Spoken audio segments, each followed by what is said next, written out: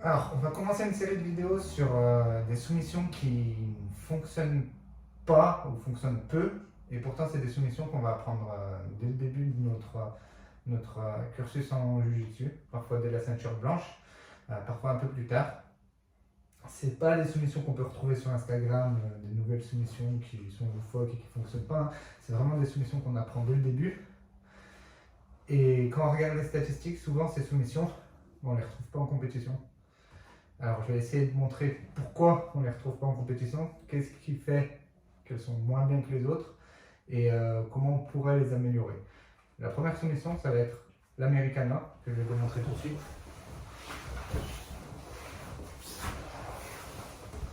Alors, souvent, on démarre depuis la croix, on peut démarrer de plein d'endroits différents. Il met son bras devant pour pouvoir faire une sortie.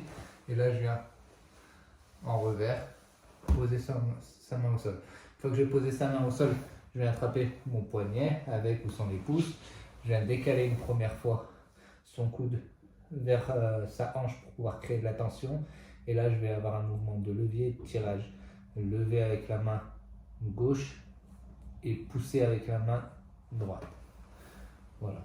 Donc, c'est une soumission qui en théorie fonctionne sur l'épaule, qui fait des dommages à l'épaule et qui est censée casser l'épaule.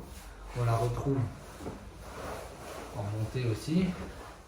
En montée, je viens poser sa main au sol, passer dessous, ici, et lever. Alors, on va d'abord commencer de la montée pour montrer pourquoi cette soumission ne fonctionne pas très bien. Alors, la première des choses, c'est de poser ici, jusque là ça me va, de rentrer la main, de venir attraper mon poignet, jusque là ça me va. Sauf que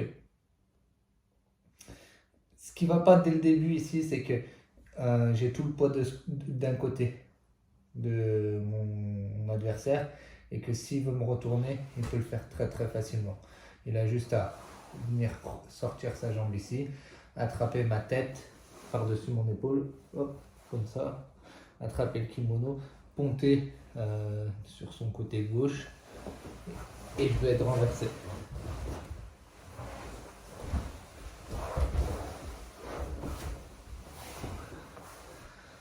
Donc, déjà, la première chose, c'est qu'on n'est pas stable quand on fait cette technique depuis la montée. La deuxième des choses, c'est que je vais devoir créer un levier en tirant ici, ce qui va accentuer le sens dans lequel il peut ponter. Vas-y, ponte. Et le déséquilibrer. Je peux rajouter les crochets, vas-y. Je peux rajouter le crochet ici à l'arrière, je ne sais pas si vous voyez ici, pour me retenir. Mais en vrai, ça va m'empêcher de créer du dommage sur son épaule. C'est un des problèmes de la Kimura, de l'Americana, mais c'est pas le seul. On passe en croix. Hop. Hop. Et là, je vais faire pareil. Je vais essayer de lever son coude et poser ici. Sauf que quand je fais ça, tout mon poids va devoir basculer sur sa tête ou sur ses épaules ici. Si lui, il est intelligent, il va rentrer sa main par-dessous et venir appuyer sur mon triceps ici. Hop. Voilà, vous voyez, sur le triceps ici. Et donc là, il a juste à ponter un peu et il est sorti de la soumission. Et en plus de ça, je lui ai donné mon dos parce que j'essayais d'attaquer la soumission. Bien sûr, cette technique très très différente, même si c'est l'opposé de la Kimura. Et si on compare avec la Kimura, je ne vais plus me poser sur sa tête, mais je vais me poser sur ses hanches, ici. Et je vais pouvoir utiliser mon pied en levier et lever. Donc il va taper. C'est pour ça que la Kimura a une des meilleures soumissions et que l'Americana non. Et l'Americana non. C'est le principal problème. Deuxième problème, c'est qu'on peut se faire contrer. Donc je vais montrer un contre qui ne fonctionne pas beaucoup, mais qui arrive quelques fois. Si j'arrive ici et que je n'ai pas le poignet solide, il va juste utiliser sa deuxième main et venir saisir ses propres doigts. Voilà. Maintenant, il va essayer de mettre une pression sur mon poignet. Et tirer, tirer, tirer, tirer, tap, tap, pour me faire une clé de poignet. Dans le pire des cas, je vais être soumis sur une clé de poignet, ce qui est assez honteux. Dans le meilleur des cas, ça va créer assez de pression pour que je lâche l'Americana. Maintenant, qu'est-ce que je peux faire avec cette clé? Bah, évidemment, quand je la fais, ça lui donne envie de se retourner là-bas. Je peux venir chercher le dos, qui est une meilleure position. En montée. Je peux venir essayer de l'attaquer, il va venir récupérer son bras. Et je peux venir attaquer la clé de bras. Donc elle a un intérêt, mais c'est un intérêt qui reste très limité car de base, il faut qu'elle soit prise au sérieux. Comment on pourrait l'améliorer? Vous voyez que tout le problème part du fait que sa tête n'est pas contrôlée. Même si je mets mon poids sur sa tête ici, ce qui pourrait être une solution, il a toujours ses hanches qui peuvent pousser, voilà, et pouvoir partir. Donc sa tête n'est pas contrôlée. L'une des premières façons de pouvoir la contrôler, c'est simplement de passer sa main dessous. Et là, je peux faire exactement la même chose. Contrôler ici et venir contrôler à la place de contrôler mon poignet, contrôler sous son aisselle. Et là, par contre, je vais pouvoir me mettre sur le côté et tirer avec ma main pour le faire taper sur la clé d'épaule. Ça marche aussi en montée.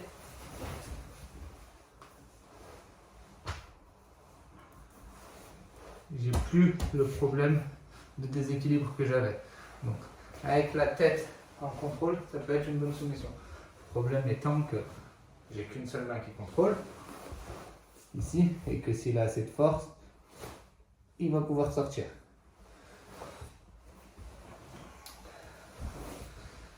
Qu'est-ce que je pourrais faire pour améliorer cette position maintenant? Parce qu'on a vu que c'était une position qui ne fonctionnait pas très bien. Il y a eu quand même quelques fois où des variations ont fonctionné. Je vais les montrer. Alors une première variation, ce serait plutôt que de pousser, de venir tirer ici. Bien entendu, on va être aidé par l'adversaire qui va vouloir pousser pour sortir. Voilà. Quand je vois ça, je vais venir ici, sous son bras. Avec mon deuxième bras, je vais venir tenir le triceps et venir contrôler. Comme en espèce de kimura, en contrôle de kimura. Maintenant, ce que je vais devoir faire, c'est comme une clé de bras. Je me tourne, je me tourne, je me tourne. Et je passe en nord-sud. Une fois au nord-sud, vous voyez que je vais avoir la possibilité de lui casser le bras en tournant ici. Forcément, ça va l'envoyer là-bas. Donc, ce que je vais faire, c'est que quand je vais le faire tourner, je vais rajouter ma jambe. Là, il va taper. Je vais montrer dans l'autre sens pour qu'on puisse voir. Donc là, il va me pousser. Avec ma main, je vais venir ici, ici. Bim. Maintenant, je vais faire le tour comme une vieille clé de bras qu'on a appris en étant ceinture blanche. Et je vais passer ici. Bim. Une fois que je suis ici, j'ai juste à tordre un peu plus et passer. Je peux venir la rentrer encore, poser ma main et venir attraper ma cuisse aussi. Ça marche ici. Je peux venir attraper dans ce sens-là et casser aussi. C'est des variations qui restent loufoques, hein. Le plus basique, ce serait ça. Hop. On en arrive à une deuxième façon de faire qui pourrait faire fonctionner la clé, que je fais souvent. Je suis en contrôle nord-sud cette fois. Je viens tirer le coude, passer ma hanche ici. Il faut que j'ai tiré le coude, que j'ai passé ma hanche ici. Ce que je vais faire, c'est deux formules. Soit je viens tenir le triceps fort, passer ici à côté de lui et venir mettre ma jambe par-dessus lui, monter. Soit je fais exactement comme tout à l'heure. C'est-à-dire que je vais passer ma main ici, et le soumettre. Donc je suis en nord sud, bim, bim. Et il va taper de la même façon. Au sol, je suis en garde fermée. Celle-ci, on l'a déjà vu en combat. Après, c'est des combats de MMA, hein, mais on l'a déjà vu en combat. Hein, le Varouk ici, il sort un peu son coude. Je viens décaler, décaler, décaler. Prendre Knir. On a déjà vu aussi dans le dos.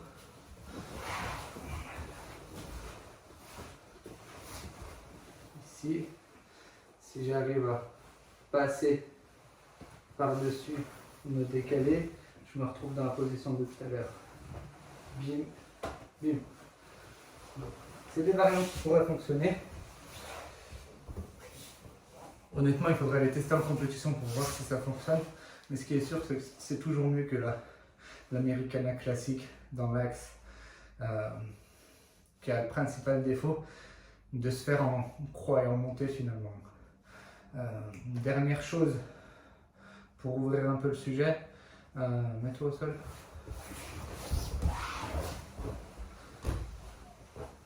Vous voyez, quand on fait une Americana, cette clé en fait est très proche d'une autre clé qui est pour 5 ans, mais en tortue. On va aussi voir qui est celle-ci. Hop, donc dans ce sens. Dans ce sens, dans ce sens.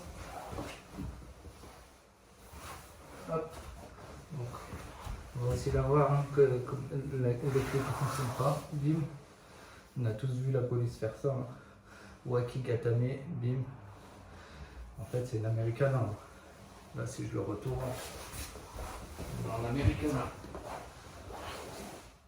Donc, il y a peut-être un système à créer comme le système qu'il y avait en Kimura. Hein. Mais pour le moment, personne ne l'a créé et je suis pas sûr que ce soit forcément très fonctionnel. Donc voilà pour l'Americana. Pourquoi cette clé est selon moi une clé qu'on ne devrait même plus apprendre?